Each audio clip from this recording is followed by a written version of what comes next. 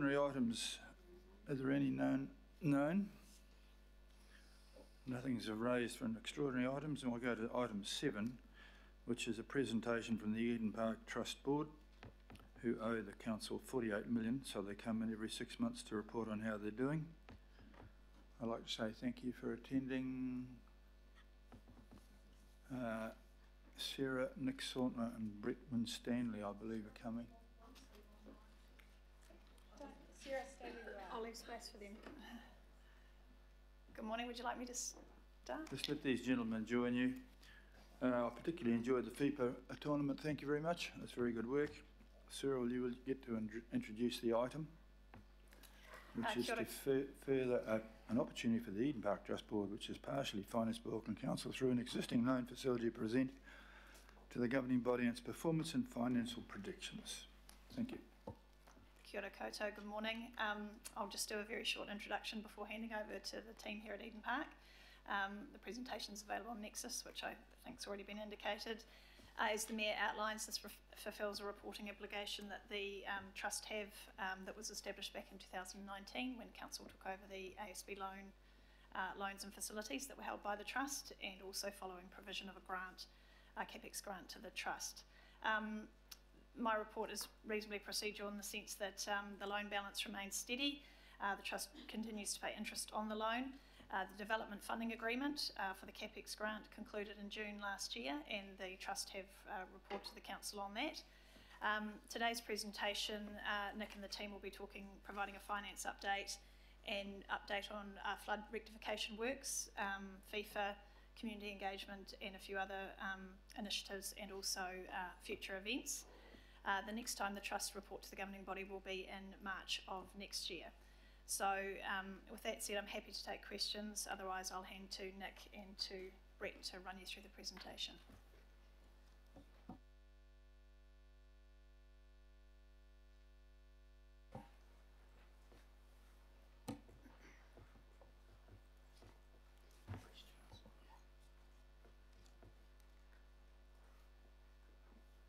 Okay, do your presentation, Nick, come on. Thank you. Yep. Good morning, everybody. I'll just speak briefly to the financial performance slide. In the financial year 2023, which concluded on the 31st of October this year, we had an operating budget forecast profit before depreciation of 2.04 million. We had a very successful trading year, and we've forecast a profit pre-audit of 8.018 million. I would say that that's subject to a number of year-end adjustments yet to come, and that's a like basis comparison to the budget, and I've listed a number of items not included down on the bottom of the left-hand side of the slide that will be reflected in the audited results once the audit is complete. That begins next Monday. The results reflect the fact that we had an excellent trading year. As I mentioned, we began the year with the Women's Rugby World Cup semi-final and final weekends, both sellouts, and significantly exceeded our expectations as to how that tournament would perform. We had the benefit of 5 concerts during the year, and more or less rounded out the year with a very successful FIFA Women's World Cup played in July and August. Looking forward to the 2024 budget, we return to a far more of a business as usual year without the significant additional events, and we're forecasting a profit before depreciation of 591k.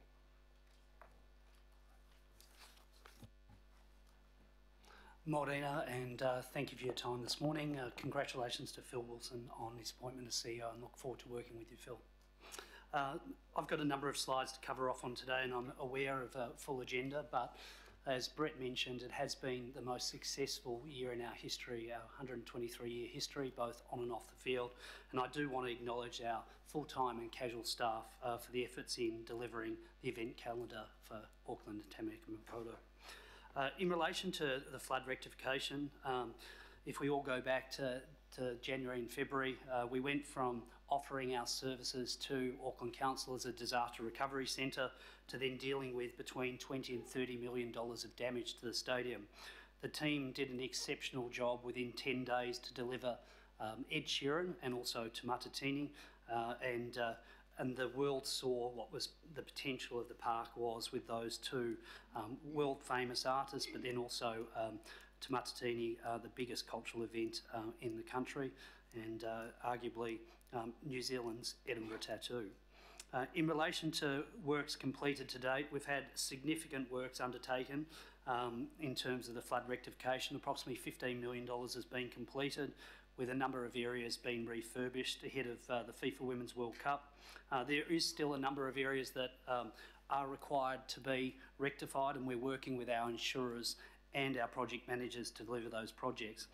The images on the right-hand side, for those who, and I don't want to relitigate around the debt to Eden Park from the Rugby World Cup, but I do want to highlight that some of the legacy infrastructure, there is 3 bores at Eden Park that can debore the area. With the hundreds of millions of litres that came through Eden Park on the 27th and the 1st of Feb, that actually had an effect where it saved a number of houses in the area. Our team responded to the crisis by providing a lot of infrastructure and pumping to local residents and businesses, and I think it showed the resilience of our community in terms of the response during that time. In terms of capital projects, Brett mentioned, whether it be through the MB funding or funded through previous grants from the previous grant from council, and also funding from Eden Park, we've seen significant upgrades across the venue. Over the last 3 years, there's been approximately $33 million invested in the venue.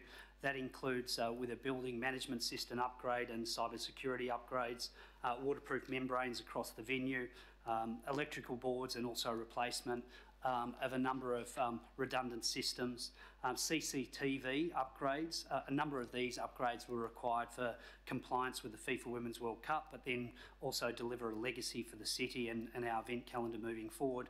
Function rooms and amenity refurbishment, and also the 2 super screens to complement the Samsung super screen down the eastern end of the venue as part of our acoustic barrier. This enabled us to get some glowing feedback from FIFA, and we'll come to that in further slides.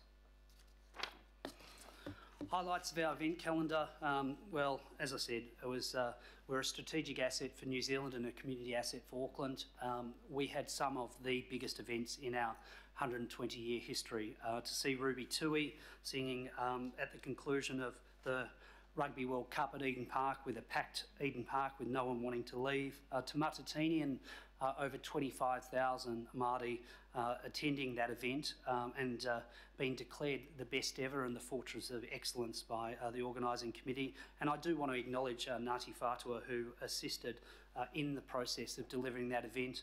We do have to remember that that was postponed on 2 occasions, and to be able to bring the Māori community together, we think there is a real opportunity to do a biannual event with Te Matatini in future, and make an event for Auckland, but also to attract international tourists to our national stadium. Obviously, our core content being Super Rugby, international cricket, introduction, and we are targeting to be the world's most innovative stadium. We want to deliver a variety of content for our residents, and I will come to our residents in a latter slide. We've had league internationals, we've had golf being played, and obviously the FIFA Women's World Cup at the conclusion of the year. With regard to the FIFA Women's World Cup, I think everyone would acknowledge 350,000 fans over 27 days, 9 fixtures, and a little fun fact up the top right-hand corner, the last 5 sell-out fixtures at Eden Park has been women's sport. And if we reflect on that, only 5 years ago, women's sport, and even under our consenting, was referred to as curtain raisers. And there was a policy statement by government around positioning women's sport on an even playing field, and from Eden Park's perspective, as part of our strategic planning, to place equality in sport is central to our strategy moving forward. And to host 3 Women's World Cups in an 18-month period, we are the only stadium in the world to be able to say that, and we're very proud of that. In terms of community engagement, I attended last night the Residents Association annual general meeting. the annual report said from the Residents Association it had been a quiet year.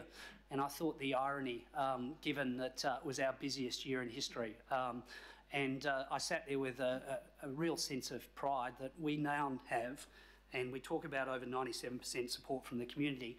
I hope it'll get to 100% one day, because when you look at the 60-odd initiatives that we've done to support the community, raising hundreds of thousands of dollars for charities in Auckland.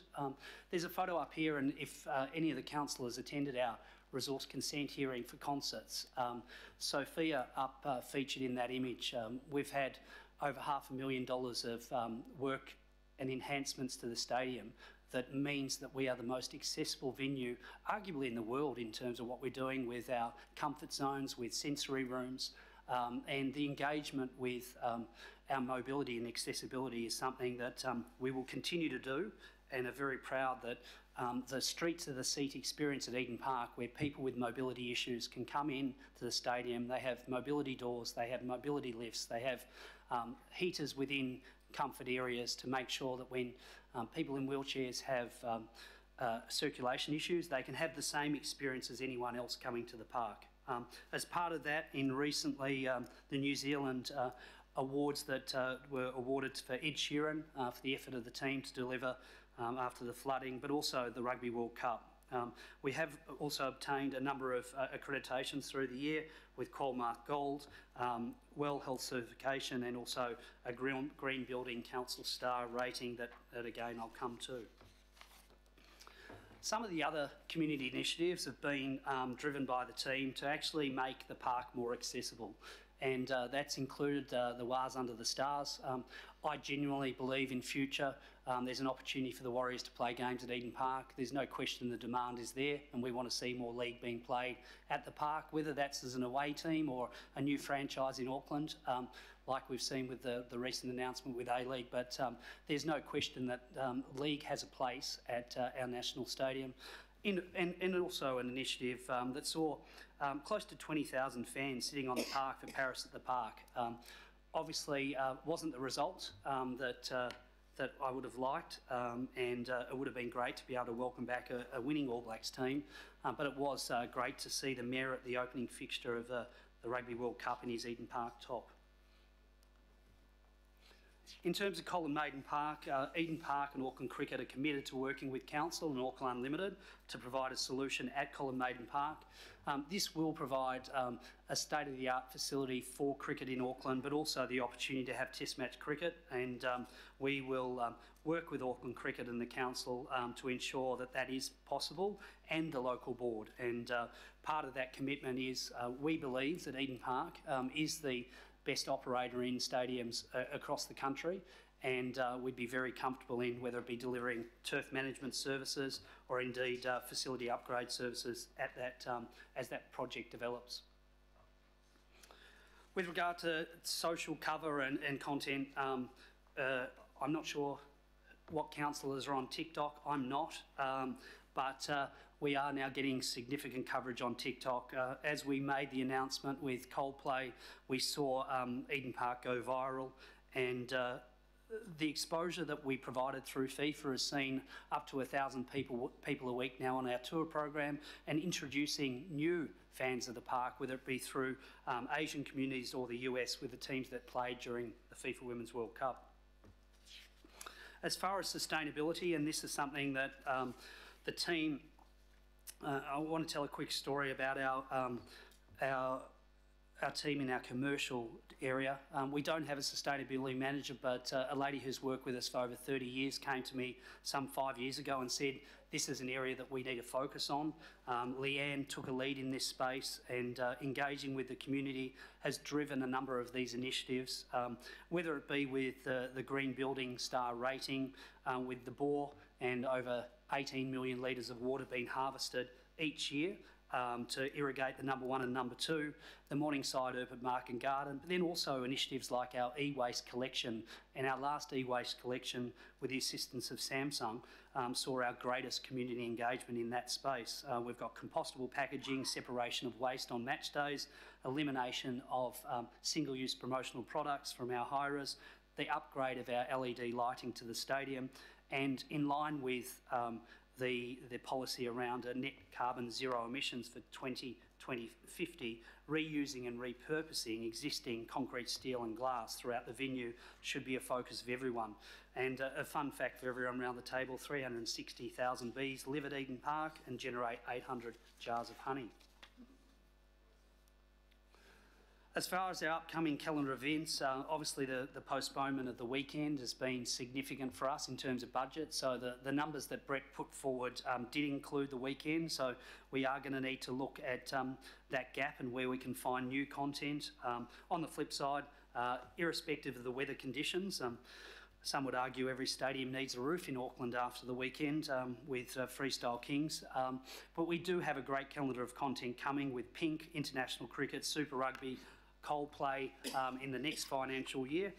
The challenge we do face is now our negotiations with New Zealand Rugby and ensuring that the home of the All Blacks, the spiritual home, is indeed Eden Park, and that's something we're working through currently.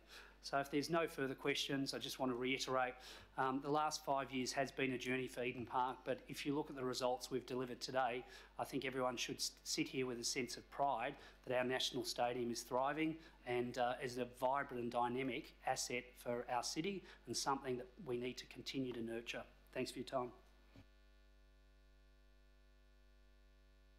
Thank you for that. I'll move that we thank the representatives of Eden Park Trust Board for their attendance and information. Seconded by Councillor Fletcher.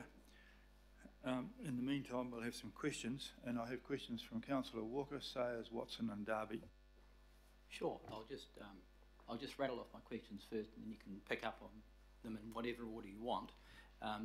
First off, particularly for new councillors, just some clarification that the loan from Auckland Council is actually an anomaly because it dates back to the Rugby World Cup when the various councils around Auckland were meant to give the money by way of a grant and they effectively reneged. So just some clarification around that.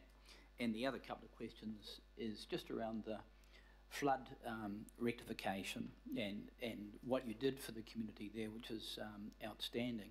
It would be useful to have some value around that, perhaps in dollar terms, because obviously that saved a lot of people. And the last question I've got is just around Coldplay.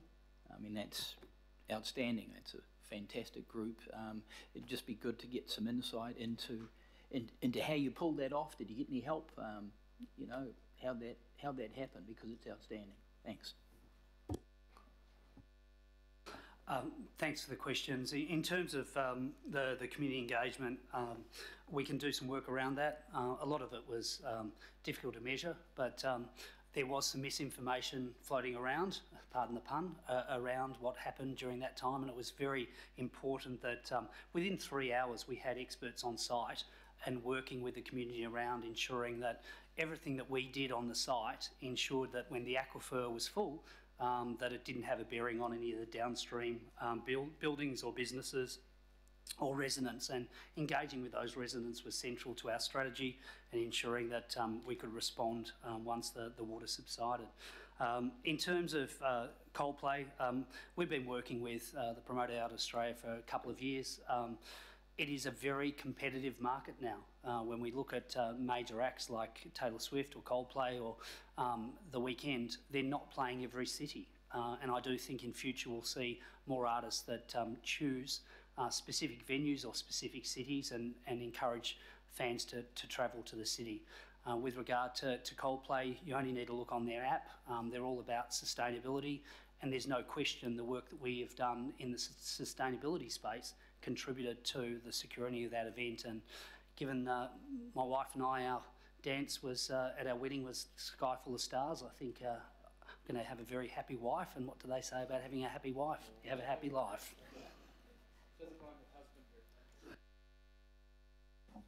Thank you for that. Councillor Sayers, please. Thank you, Mr. Chair. Thanks for the presentation, Nick and team. It's really upbeat and positive, so well done in terms of your leadership around that. My question, if we could just have a look at your financial slide, I just wanted to tease out a couple of questions around that, and they basically will sheet back to the ability to keep paying the loan off, right? So I don't know if we can bring up the slide, Sandra, but if you've got it in front of you, Nick, there's that one where you've got your P&L, and in the financial year 2024, you've got it headed up budget, and it shows a net profit of about 591. So that's your forecasted budget. So if we go back to the next two lines, I just want to check out here, because one says budget and one says forecast. So that's your 2004 budget, which is actually your forecast. And in the lines beforehand, you've got 2003 budget and then 2003 forecast. So which one's your actual? So Brett can either answer that, but so we got the budget for 23 that we submitted to council. The forecast that is yet to be finalised is the result for 23. Yeah. Okay. And then now our projection for 24. So obviously this year's been outstanding with close to $8 million profit, but then we're likely to go back to around a $600,000 profit for 24, noting there is two weekend fixture or concerts in that number, so we are going to need to now look at alternate revenues for that. Okay, all right, so that's great. So that's your forecast actual there. So it's just terminology, but that's made it clear for me. Correct, yes, forecast is actual and forecast. Yeah, okay. Well, yeah, no we're at the end of the year, but I can't say it's actual because we've got audit adjustments and year end. I know, yeah, okay, thank you for that. And I noticed your notes there too. So if those are your actual and you've got a drop in your profit by factor of 13 there. So in terms of the risks, in terms of any risks that you'd like to identify, this is what I'm shooting back to the ability to keep paying, you've got the money to pay off the loan, right? So in terms of the risk, you in your presentation outlined some of the key events that you need to secure and that you're working on there. In terms of the governance hat and the risks there, to ensure we get the 600, are there any potential risks that you'd like to identify to make us aware of that we just need to keep up? Well, other than the two events that have unfortunately postponed, but also there is, I mentioned about the All Blacks, and we're in discussions around what venue in Auckland will host All Blacks content in financial year 24. From our perspective, we're going to be fiscally responsible, so we'll look at managing our costs accordingly to ensure that we're in a situation where we endeavour to achieve what we've put forward. That's right. So just as a segue off that, in terms of us as a governing body, the Auckland Council, to support, and is there anything else that you'd like? That's why I asked the question, right?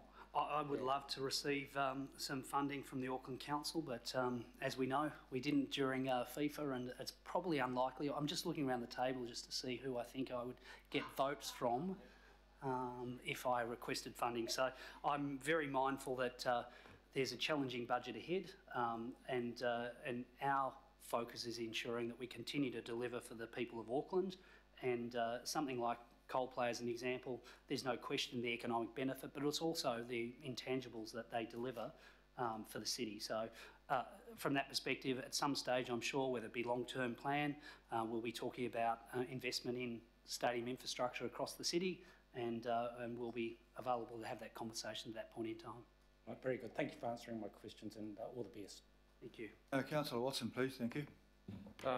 First of all, Nick and Brett, congratulations on a phenomenal year. I think that can't be overstressed. I doubt if there's a stadium in the world that has put on the content that Eden Park has successfully put on this year. Just absolutely remarkable.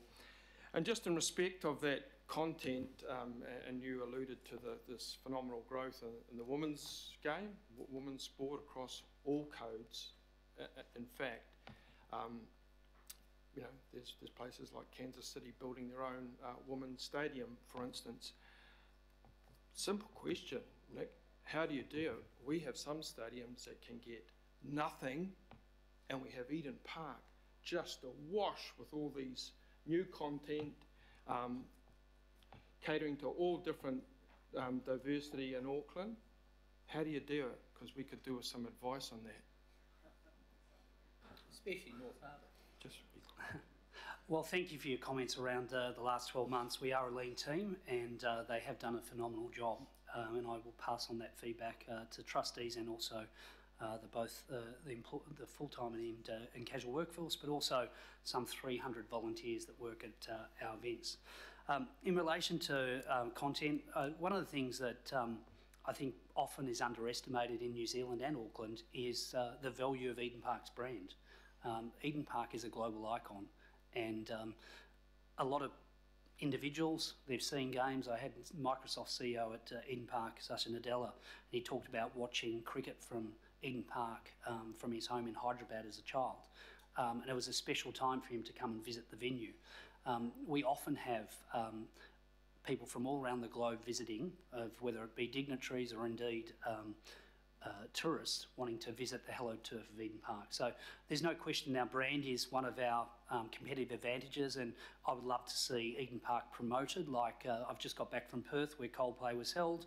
The Perth airport has a photo of the new Perth Stadium. You go into the hire car company Hertz, they've got a photo of the new Perth Stadium. So I think there's an opportunity for us to leverage Eden Park further than what we're doing today.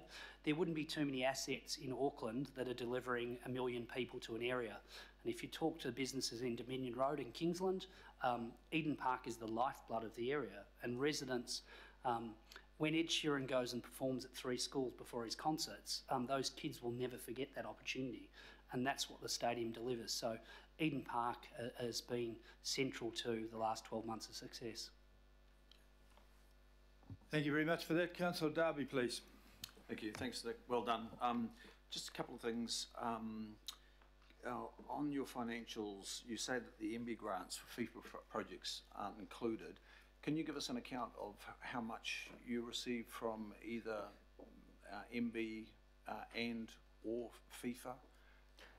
Nothing from FIFA. The MB grants were $4.34 million, and they were contribution towards the infrastructure upgrades that was listed by Nick, and also a balance of the cost of an upgrade to stadium lights, which they provided to all stadiums within New Zealand so that they could meet the lighting code of FIFA. So 4.34 million, that will appear as a grant, so it will increase the income line, but it's distortionate against the budget, so I've excluded it. Right, okay. And just, sorry, just to clarify that too, there was significant funding provided to a number of regional facilities to upgrade training facilities across the North Shore, across all of Tamaki Makaurau. So that was something, a legacy project of MB, so Eden Park was part of that contribution.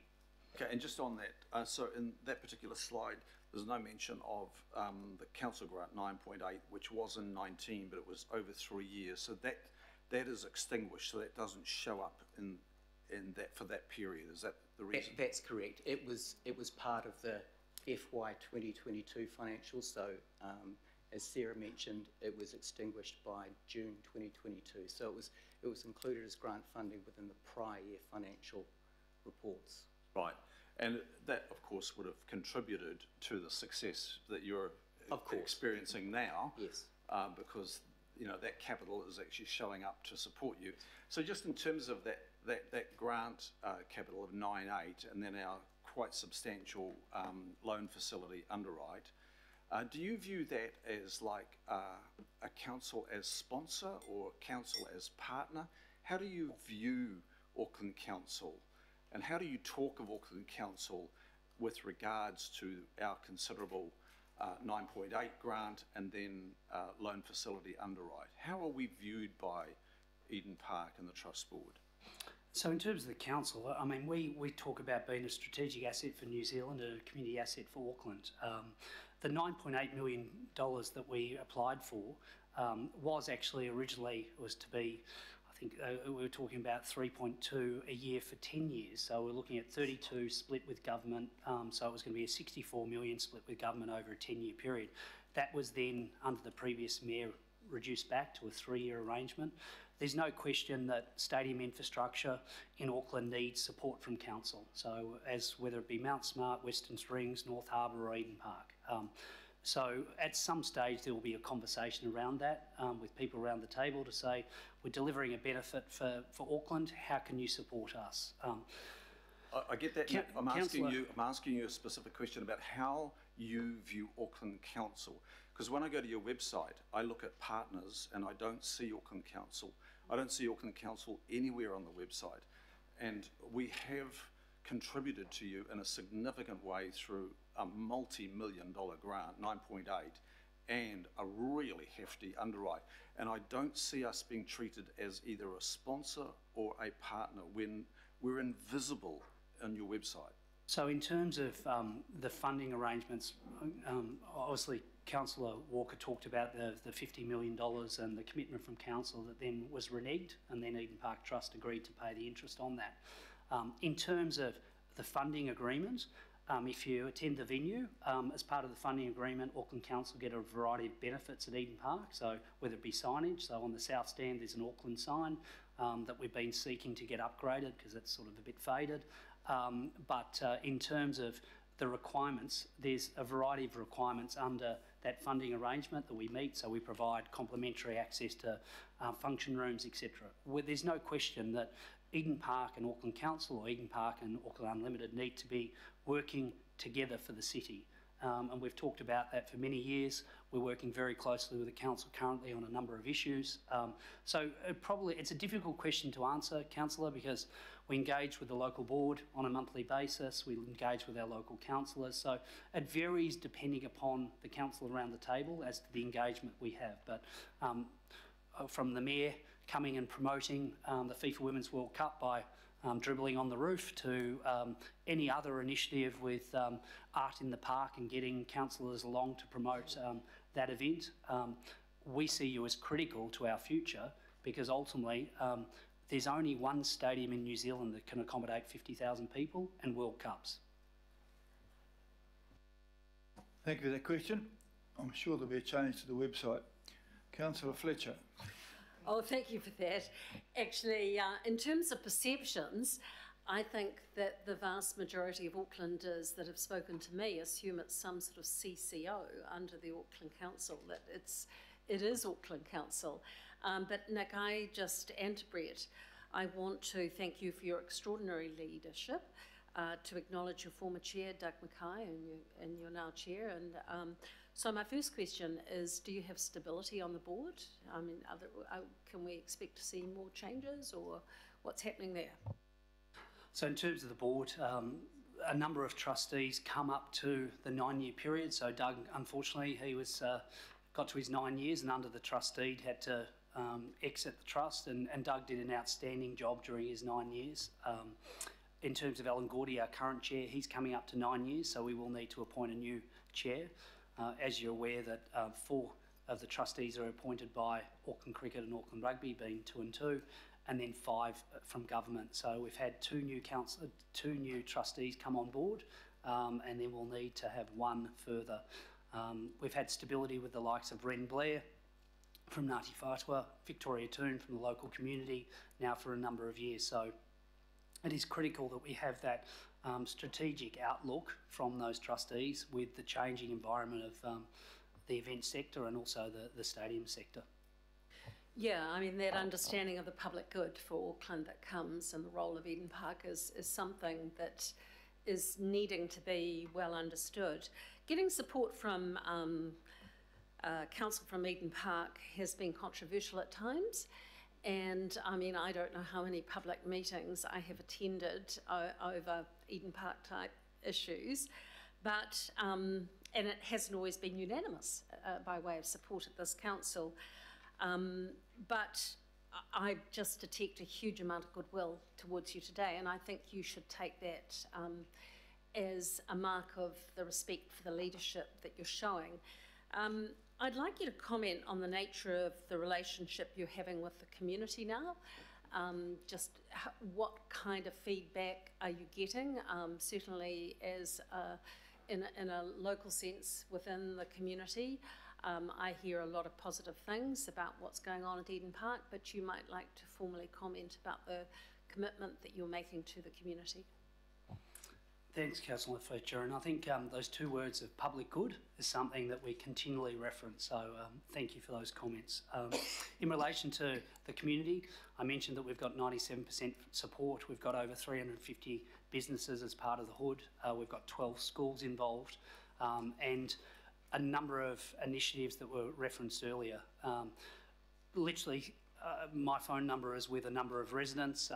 In recent times, there was some signage that blew off the fence in Sandringham Road, and I got a text from other residents before our security noticed it. So that is the connection we have with the community. And the initiatives we do, whether it be learning to ride your bike in the car park, or the e-waste initiatives that I spoke about, or the growing fruit and veg in our community garden and selling to local communities, all of those initiatives are both strategic and authentic. And the residents understand the important role it plays for business also. Most residents have a son or a daughter that at some stage has worked at Eden Park, so it provides job opportunities up to 3,000 people on an event day. There's a whole range of opportunities that we're still yet to explore. Working with the schools around having cross countries at the park is something that we've started to do. Orienteering, the local community childcare centres now come and do tours with their kids. We are a public good. We are a $1 billion asset that sits there for a lot of time idle. That being said, now we have over 1,000 functions a year at the park, and with the CRL completed in the coming years, we'll be 7 minutes to town. We will be complementary to the Exhibition and Convention Centre, and as everyone has seen, our 2.1 vision is to put a roof on the park, and we'll see more activity coming to our city.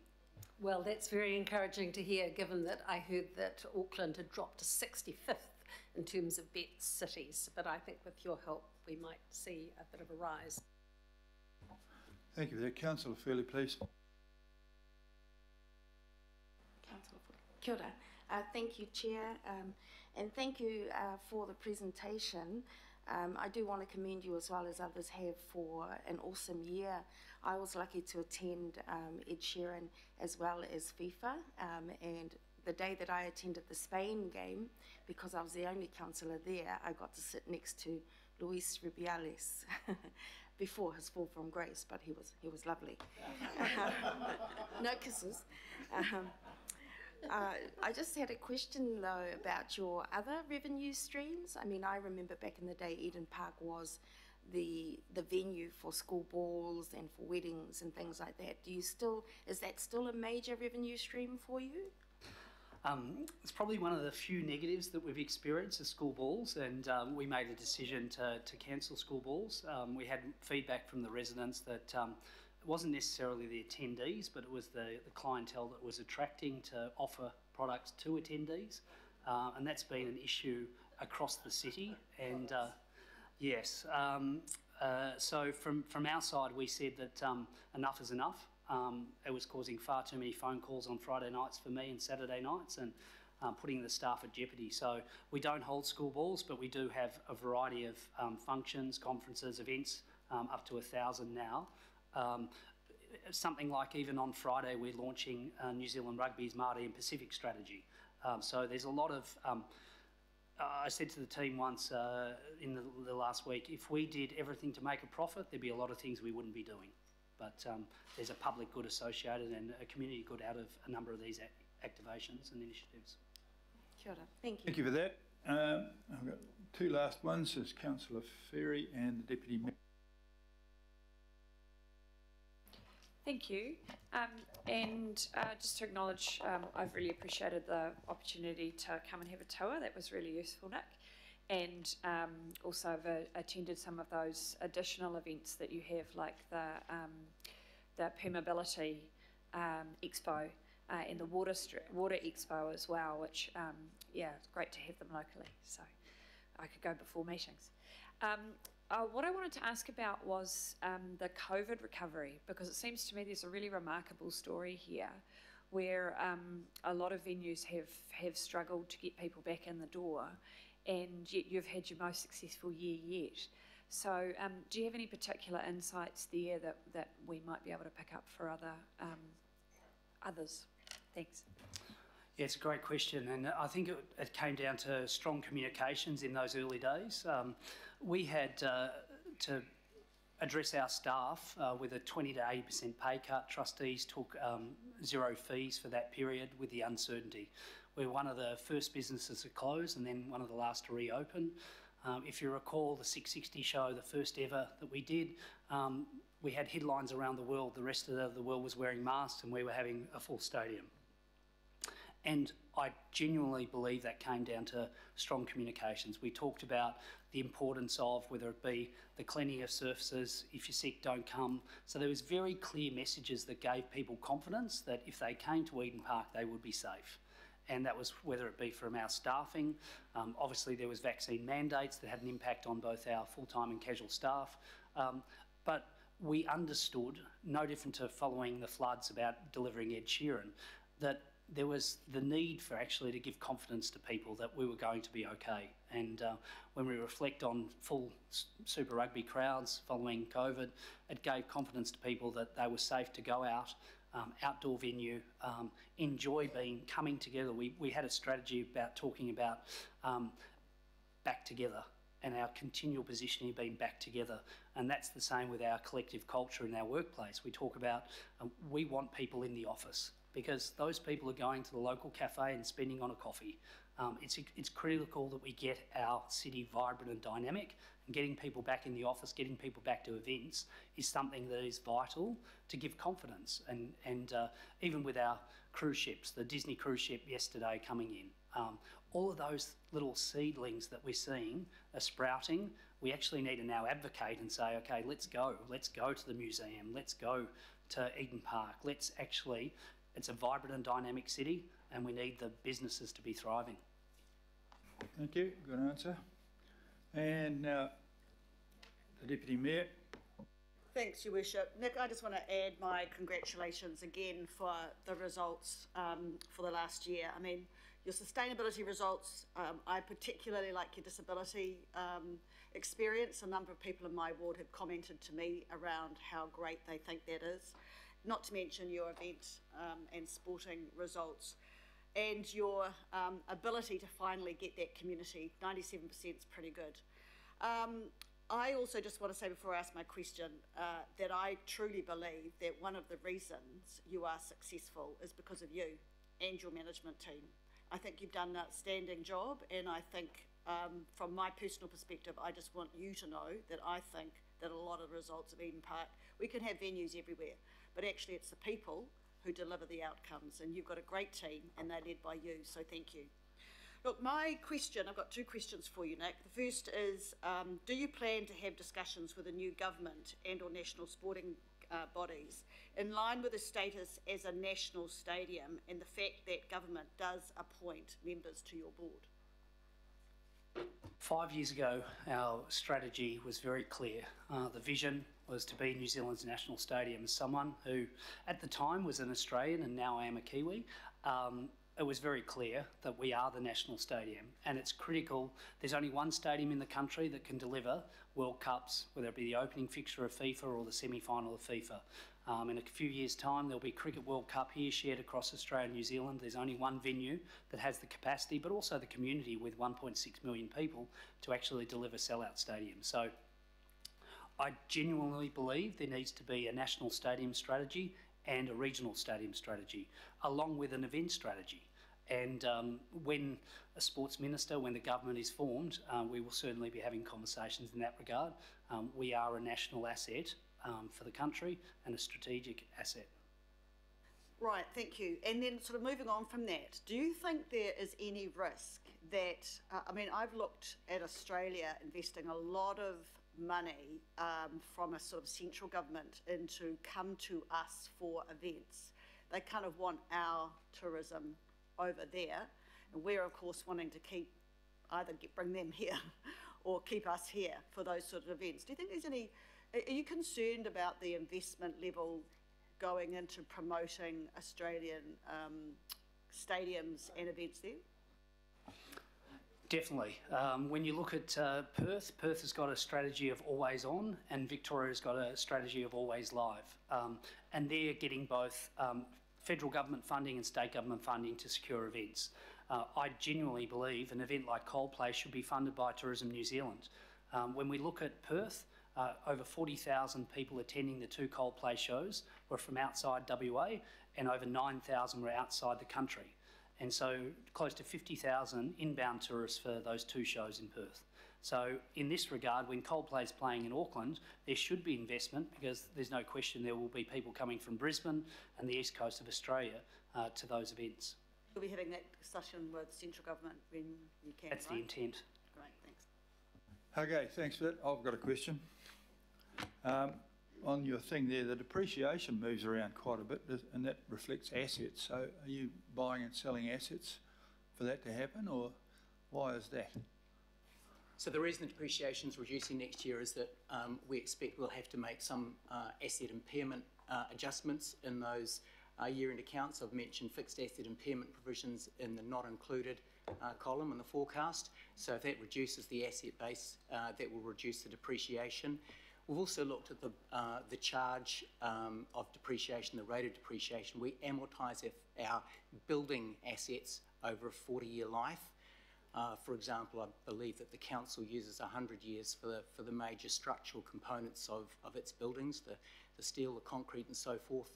So going forward, we'll move that to a 60-year life, and that'll have an impact on the rate of depreciation. So there'll be an adjustment for those two reasons in the next year.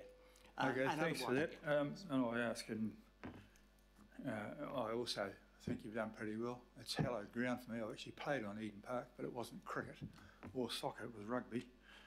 And as far as Coldplay, my band plays Coldplay, and we played Fix You.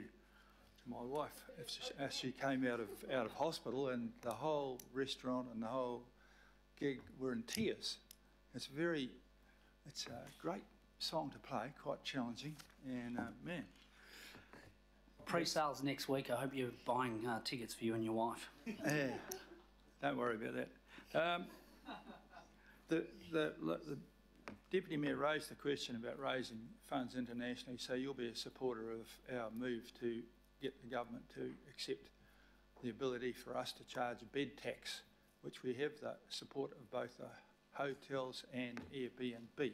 We did try a rate, and that didn't have the support of both. But in the event that the bed tax gets approved, which I'm going to be very forceful with the incoming government, presumably when we get one, that will be a benefit to you, and I expect will you be loud in supporting of this effort of mine? I'm very supportive of bed tax. I don't think an additional $5 on a room for someone coming to attend a major event at Eden Park is not going to be the difference between them making a decision to come to Auckland or not. And there's plenty of cities, even places like Manchester, you check out and you pay your £2 a night. That goes into a central pool, and it delivers a calendar of content that we could only dream of here in Auckland, and if that was introduced, I'm sure that we could have far greater calendar of content at our national stadium. Okay, thanks very much for that. I'll just ask you to withdraw. We've gone through the questions. Some of them were debates, but Councillor Hills wants to make a point which is not actually... I'll move this, and the Deputy Mayor will second this.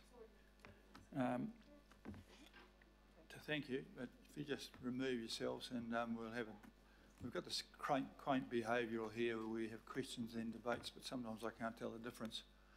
So Councillor Hills wants to say a little bit, and the irrepressible Mr Walker wants to add to it. Mr Thank you, Mayor. Just want to say, because I didn't have a question, but thanks to, so it's technically a debating point, thanks to Nick and the team for the phenomenal year. I think a pivotal part of the city has been the stadium. It felt like some of us lived there for a while during FIFA, and I know you were definitely living there. But I just want to appreciate the work that you did during the floods, but also the work you've been doing during the drought to get that water resiliency into the stadium, and it's an example for other assets and community assets around the city.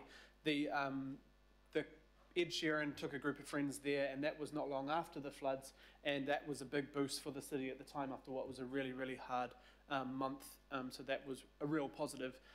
Also, just the FIFA was a phenomenal time, and Matatini, to see that many people there for such a huge important event for Mana Whenua and Mātai Waka in Auckland, and just being able to see how the stadium can transform through all those different types of events, which would definitely specialise. Keen to catch up, have our we're due for a catch-up and talk more directly about things like this and working better with AT. I know I had to follow up a few transport-related things during those events, but I think largely it all worked really well. So just acknowledge you and the team and all the volunteers as well. Thank you. Thank you for that. And the two well-known attendees at Eden Park, Mr Walker and Watson. Next, please. And very proud of Eden Park and attending anything that's successful. I'd just again like to commend Eden Park for a phenomenal performance. Their openness, their transparency is outstanding. That's in sharp contrast to our stadiums, for which the transparency in terms of financials is very difficult. I'm still seeking that information on each stadium. So we have an at Eden Park, it's washing its face, no idea what's happening to the Auckland stadiums. The future for Eden Park is really bright. The CRL is going to make a phenomenal difference to the accessibility of that location as compared to anywhere else. And I would suggest that if we could get some quantification around the non-financials for Eden Park, that'd be really great, especially as it goes to sustainability, the flood resistance, resilience that Councillor Hiltz mentioned. There's a real value around those things to the city that we don't quantify, and they could provide some real leadership in that area. So again, thanks to Eden Park, and thank you, Nick. You're an outstanding Chief Executive. Auckland really benefits from you. Thank you for that. Councillor Watson, please. Yes, very quickly, Mr Mayor, I think it's important at this meeting to put the update we've just received in the context of the last 3 years and indeed the last 2 terms of council. As it goes to Eden Park, your predecessor had notions of putting the bulldozer through Eden Park and moving to another site. And I think what 2023 has shown is just what an outstanding world-class facility this venue is. And I would say, without fear of contradiction, in terms of the last 12 months, which we heard about today, the foremost stadium in the world. And Nick alluded to the high regard with which Eden Park is held, ironically enough, overseas, not sometimes by Aucklanders who should know better. In terms of what we can learn from Eden Park, I think that is self-evident when you look at the parlour state of some of our council suite of stadiums. And I think in the interest of one Auckland and what's best for Auckland, I would think it'd be highly desirable if that expertise from Eden Park is tapped into for the greater good of the region. Hasn't occurred for a number of reasons in previous years. There's now a clear ability to do that. So I guess, Mr Mayor, just finally, I think it certainly behoves me as a person who will go to any stadium or any ground I'm invited to, for that matter, is to really acknowledge what Eden Park has done for Aucklanders over these last 3 difficult years. They've been an uplifting presence.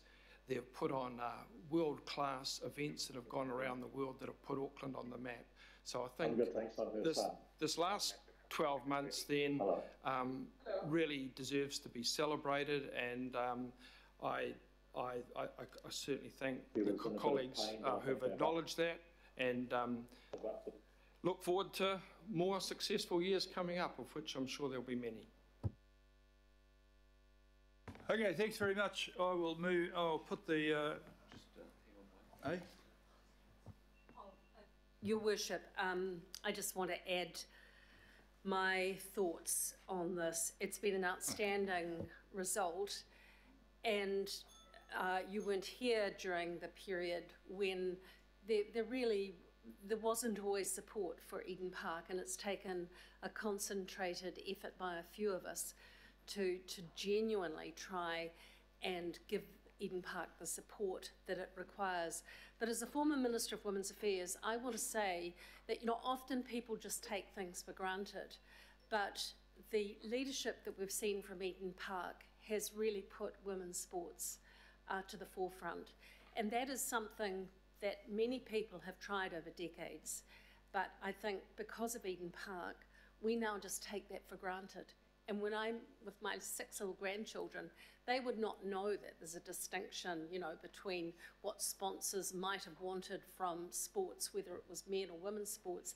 They just see it as sport, you know, at its highest level. And I had great pleasure in watching my little grandson playing on Eden Park recently as a curtain raiser. And I just thought to myself then, wow, you know, this here in Auckland is something truly special. And I also want to say it wouldn't have happened without personal leadership, and to applaud all of those concerned. But I do think we need to advocate strongly to central government on the responsibilities that they have with regards to Eden Park Trust Board, and to ensure that at a governance level we continue to see the sorts of individuals have delivered the results that we're seeing today. Thank you. Okay, thanks very much for that. All those in favour of the thanking the representatives of the Eden Park Trust Board for their attendance and information provided in their 6-month performance and financial predictions, please say aye. Aye. The contrary, carried. Thank you very much, Nick. We'll move to